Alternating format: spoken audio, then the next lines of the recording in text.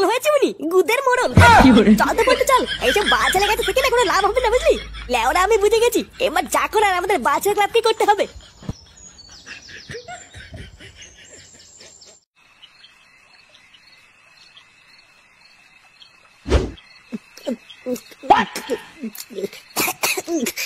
লেওরার বাল কোনো চুদ নাই, কোনো কাজের না, জানিস তো?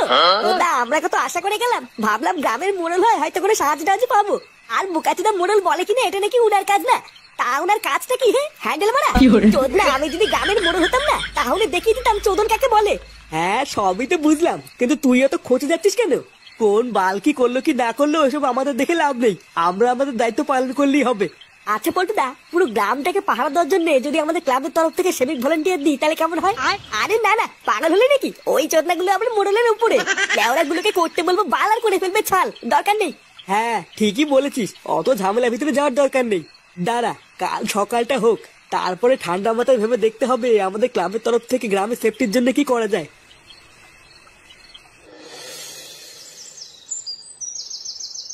কি কি উল্টো পাল্টা কথা বলছিস তুই?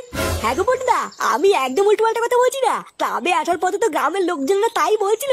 তোমার বিশ্বাস না হলে তুমি ফটকে জিজ্ঞাসা করো না, ফটকেও তো ছিল আমার সাথে। হ্যাঁ রে পল্টু, ল্যাংচা ঠিকই বলছে, কাল রাতে নাকি গ্রামের আরো একজন মারা গেছে। আমি আর ল্যাংচা তো প্রথমে শুনে বিশ্বাসই করতে পারিনি যে কাল রাতে আরো একজন একই ভাবে মারা গেছে। এ মারার বাল, গ্রামে এসব কি হচ্ছে রে? আমি তো এসব কিছুই বুঝতে পারছি না। রোজ রাতে একটা করে মরে যাচ্ছে। ও লেওরা, আমি বুঝে গেছি, রাতে বেলায় মারার বেলা বাড়ির থেকে বেরোনো যাবে না, তাহলে কপালে চোদন আছে। কি করা যায় বলতো পল্টুদা? কে মারছে, কেন মারছে, কিছুই তো বুঝতে পারছি না। আর এইভাবে চলতে থাকলে তো এক এক করে গ্রামের সব মানুষই মরে যাবে। প্রতিদিন রাত্রেবেলায় গ্রামের একটা একটা করে মানুষ কি করে মরছে, এখন এটা জানার একটাই রাস্তা আছে।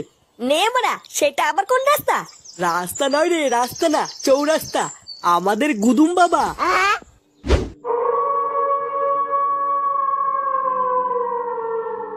আরে চোদন, এই মালটা তো দেখছি উড়ে বেড়াচ্ছে রে। হ্যাঁ ফুটো, হাত জোর কর। আরে দাঁড়া বাড়া, আগে বুঝতে দে ব্যাপারটা কি হচ্ছে এখানে।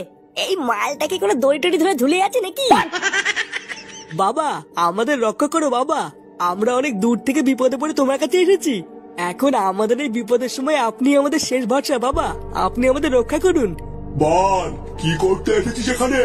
ওই রক্তদোষের হাত থেকে মুক্তি পেতে? হ্যাঁ বাবা, তুমি তো সবই জানো, প্রতিদিন রাত্রেবেলায় আমাদের গ্রামের একজন করে মেরে ফেলছে, তুমি আমাদের এর হাত থেকে বাঁচাও বাবা।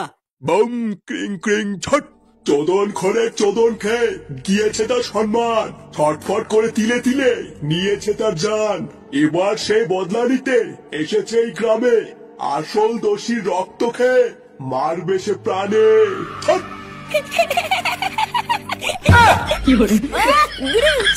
কবিতা বললে তো? হ্যাঁ লেওরাটা মূর্খ দেখালো, মালটার কিন্তু ট্যালেন্ট আছে। হ্যাঁ চুপ সুধীর ভাই, তুই আমাকে মূর্খ বললি? আমি মাধ্যমিক পাস।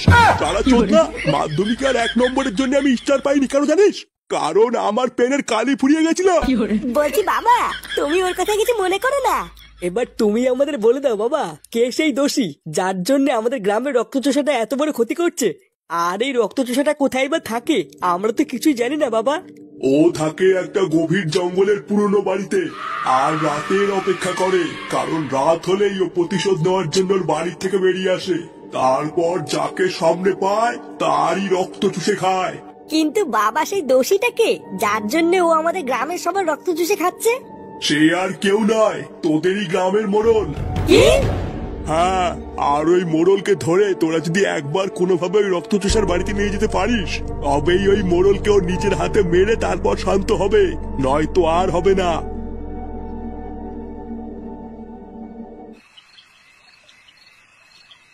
আর মারানির ভাই, এবার আমি বুঝেছি ওই মোড়ল কেন আমাদের কোনো সাহায্য করলো না। আর করবেই বা কি করে? এই সবকিছুর পিছনে তো শান্তি ছেলেটারই হাত আছে। না না পল্টুদা, আমরা যখন এখন সবকিছু জানি তখন কিন্তু এর একটা শেষ দেখতেই হবে, না হলে হয়তো আজকে রাত ওই শান্তির ছেলের জন্য কেউ না কেউ প্রাণ হারাবে। হ্যাঁ ঠিকই বলেছিস, আর সময় নষ্ট না করে যে করেই হোক ওই মোড়লকে রক্তচোষার হাতে তুলে দিতে হবে, না হলে হয়তো প্রতিশোধের আগুনে রক্তচোষা এক এক করে সবাইকে মেরে ফেলবে। চালা মাদার বোর্ডের বাচ্চা মোড়ল, বাইরের থেকে তো দেখে মনে হয় ভাজা মাছটা উল্টে খেতে পারে না, আর এইদিকে নাকি একটা নিরীহ মেয়ের ইজ্জত নিয়ে তাকে মেরে ফেলেছে। ফোদার বল, তুই আমাকে একবার বল পল্টু, আমি একাই গিয়ে মোড়লের গোষ্ঠী গুদ মেরে দিয়ে আসবো। তুই এক কাজ কর ল্যাংচা, তুই আর ফুটো গিয়ে যেভাবেই হোক ওই মোড়লকে বাড়ি থেকে বের করে রক্তচোষার বাড়ির সামনে নিয়ে আয়। তারপর মালটাকে বোকাচোদা বানিয়ে যদি একবারে রক্তচোষার হাতে তুলে দিতে পারি, ব্যাস। কিন্তু পল্টুদা সকালবেলায় ফটোই চুদির ভাইকে যা কিস্তি মারলো, আমি আর ফটো কি ডাকলে তো চোদাটা আসবেই না। আসবে আসবে রে ল্যাংচা, চোদনে পড়লে এমনি দৌড়তে দৌড়তে আসবে। তুই আর ফুটো গিয়ে কি বলবি, এবার আমি কি বলছি সেটা মন দিয়ে শোন।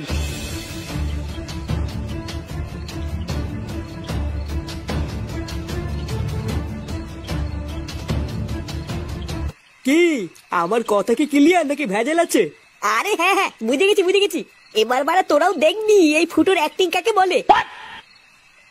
মোড়ল কাকু, ও মোড়ল কাকু, কাকু কই গো? এই এত রাতে কিনা রে? এ কি তোরা, তোদের এত রাতে কি চাই? লেওড়া গুলো বেড়ে যা আমার বাড়ি থেকে। এ মা কাকু, তুমি তো দেখছি এখনো খোঁজে আছো। সকালে কথা কিছু মনে করো না কাকু, আসলে রাগ হয়ে গেছিল তো, তাই কি নাকি বলে ফেলেছি। এই দেখ ছোকরা, রাত করে না নাটক মারাবি না, ঠিক আছে? যা কবি তাড়াতাড়ি ক, না হলে বেরো। আরে কাকু, তোমার জন্য একটা হেভি খবর নিয়ে এসেছি গো, শুনলে তুমি এখনই লাফাবা। এই গ্রামে যে খুনগুলো হচ্ছিল না, সেই খুনিগুলোকে আমরা একটু আগে পাশের জঙ্গলে পুরো বাড়িতে ধরেছি। কি কস, ধরে ফেলেছিস? আরে হ্যাঁ মানে হ্যাঁ, সত্যি ধরে ফেলেছি। পল্টু আর ফটকে তো ওখানেই আছে। আর শুধু ধরিনি, ধরার পরে আমরা এটাও জানতে পেরেছি যে ওরা ডাকাত। ডাকাত? ডাকাতে কোস নেই কাজ? হ্যাঁ গো কাকু, আর আমরা ধরার পরে এটাও জানতে পেরেছি ওদের কাছে প্রচুর টাকা পয়সা সোনা দানা আছে। হ্যাঁ মানে হ্যাঁ, প্রচুর প্রচুর।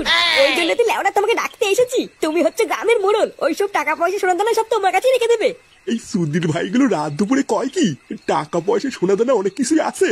একবার যদি ওই টাকা পয়সা সোনা দানা গুলো হাতে পাই, আমি তো অনেক বড় লোক হয়ে যাবো নে। না, এ দেখছি ঘরের লক্ষ্মী নিজেই হাইটে হাইটে আইছে, এই সুযোগ ছাড়া যাবে না। কই কই, চল চল, আমারে নিয়ে চল। আসো আসো কাকু, তাড়াতাড়ি আমাদের পিছন পিছন আসো।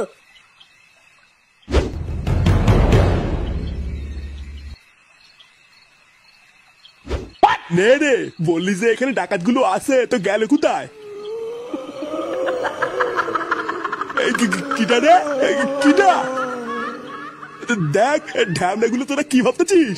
আমারে এখানে আইনে তোরা ভয় দেখাবি?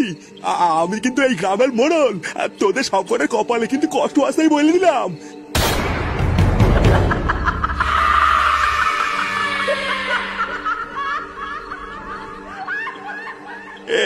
কি তুই? আমি তো তোরা মেরে ফেলেছিস তাই না? আজকে তোকে কে বাঁচাবে?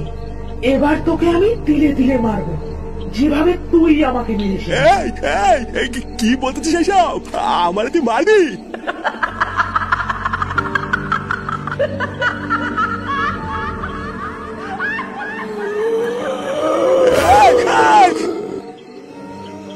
শান্তির ছেলে, এবার দেখ কেমন লাগে।